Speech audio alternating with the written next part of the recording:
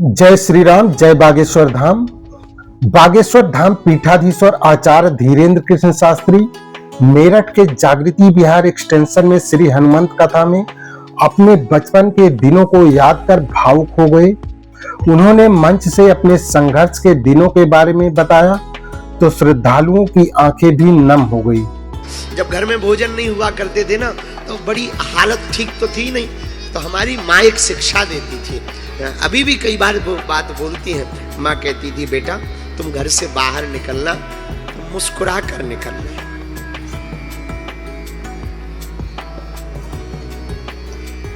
ताकि लोगों को ये ना लगे कि अपन गरीब हैं। बंबई गए थे, एक सज्जन ने हमसे पूछा, आप हंसते रहते हो, क्या बात? तब हमें एक बात याद आई। आपका महंगा मकान बनाने वाला अक्सर बिना छत के सोता है, दुनिया को खिलाने वाला अक्सर भूखा सोता है। ये जिंदगी भी बड़ी अजीब और गरीब है यारो। दुनिया को हंसाने वाला अक्सर अकेले में रोता है। धीरेन्द्र शास्त्री ने मंच से अपनी गरीबी और संघर्ष के दिनों से जुड़ी कई घटनाओं के बारे में बताया। उन्होंने कहा कि एक समय हमारे परिवार की ऐसी स्थिति थी, हमें कोई निमंत्रण नहीं देता था, क्योंकि वो सोचते थे कि जब ये फटे कपड़े में आएंगे तो हमारी बेइज्जती होगी। हमारे गांव का सरपंच तक हमारी बात नहीं सुनता था। गांव में कोई हमें पढ़ाई के लिए 1000 रुपए उधार नहीं देता था, क्योंकि हमारी उन्हें वापस लौटाने की हैसियत नहीं थी। लेकिन आज बालाजी ने हमें इस काबिल बना दिया है। आज पिताजी के नाम से ही सब लोग अपने काम निकालते हैं। हम नहीं चाहते कि बालाजी का कोई भी भक्त जो हमने देखा है वो देखे। मेरे प्रियजनों, मैं तुमसे प्रार्थना करना चाहूं, तुम दुनिया के भरोसे मत रहो। हमारा निजी अनुभव है, तुम हनुमान जी के भरोसे रहो। हनुमान जी के भरोसे रहोगे, वो तुम्हारी बाहें पकड़ेंगे, आज नहीं तो कल पकड़े। और ये जो तुम पर हंस रहे ना, तुम्हारा मजाक बना रहे ना, ये जो तुम्हारी जिंदगी में अंधेरा है ना, ये जो तुम्हारी जिंदगी का उजाला खत्म हो गया ना, ये तुम्हारी जिंदगी में जो लगातार धक्के लग रहे ना, ये तुम्हारी जिंदगी में बार बार दुत्कारा जा रहा ना, ये बार बार तुम्हारा उपहास उड़ाया जा रहा ना, तुम चिंता मत करो, डटे रहो, चरणों में डले रहो, सबका जवाब मिलेगा।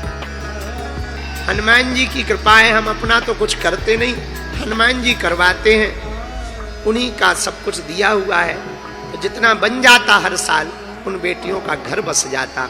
हम आपसे मात्र ये बात इसलिए कहना चाह रहे हैं कि हनुमान जी से सब कुछ सीखो, पर एक बात और हनुमान जी से सीखो, लगन के साथ साथ हनुमान जी सबके हैं, तो आप लोग भी सबके बन करके रहो। धीरेन्द्र शास्त्री ने कहा कि परमात्मा अगर कृपा करेंगे तो हम ऐसा प्रण लेंगे कि किसी भी भाई को अपनी बहन की शादी के लिए परेशान नहीं होना पड़ेगा। जब हमने अपनी बहन के विवाह में खूब धक्के खा ले, आपको सुनकर बड़ा आश्चर्य होगा,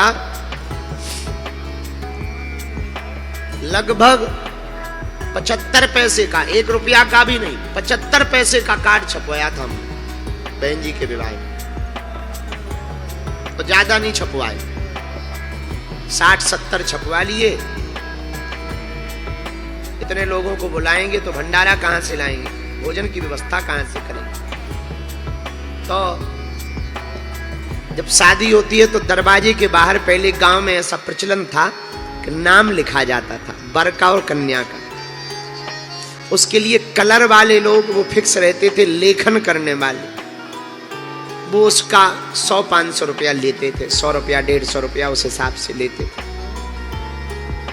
गांव में एक सज्जन थे, बगल में एक हमारा गांव है गंज, तो वहां वो थे, तो हम उनके पास गए कि बहन जी की शादी है, हमें ज्यादा नहीं लिखवाना, आप हमारी बहन का और रिश्तेदार जीजा जी का नाम लिख दो, और कलर हम पे है नहीं, तो जो कपड़ों में नील लगाई जाती ना, वो नील से लिख दो, एक दिन भर रह जाए, फिर भले ही छूट जाए, ताकि लोग आएंगे तो अच्छा लगेगा।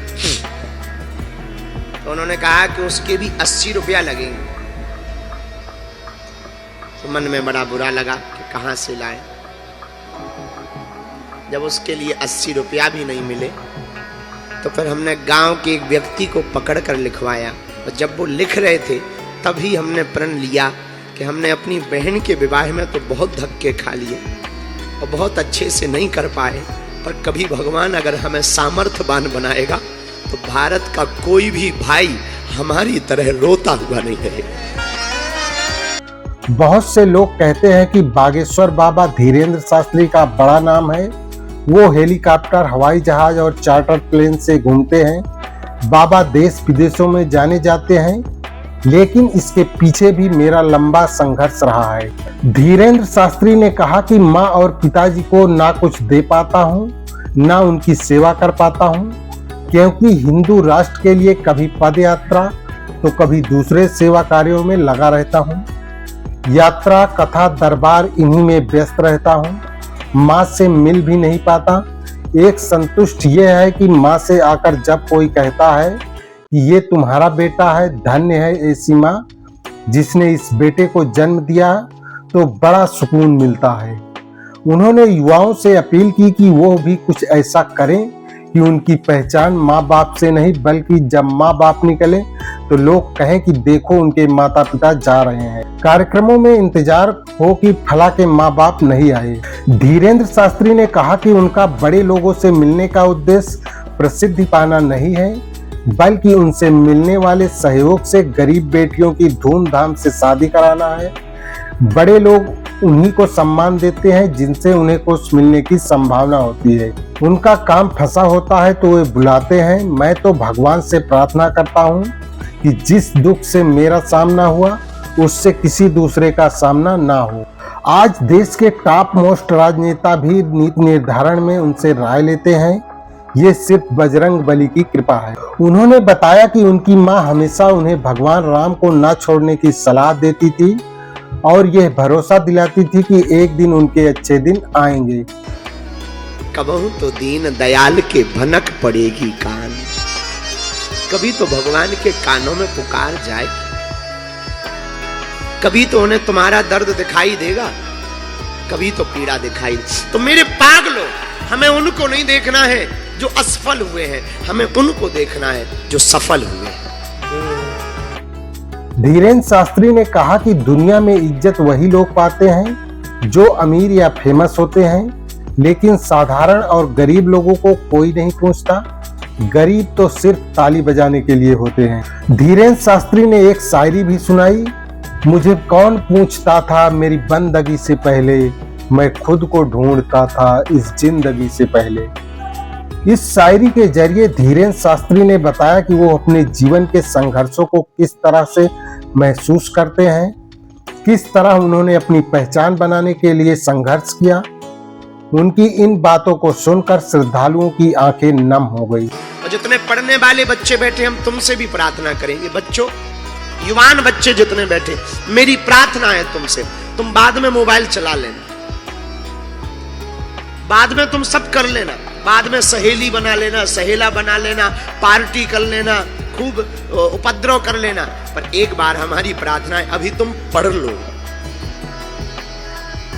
तुम्हारा बाप दिन दिन भर मजदूरी करता है तुम्हारे लिए, ताकि हमारी बेटी और बेटा पढ़ जाए, कुछ बड़ा बन जाए।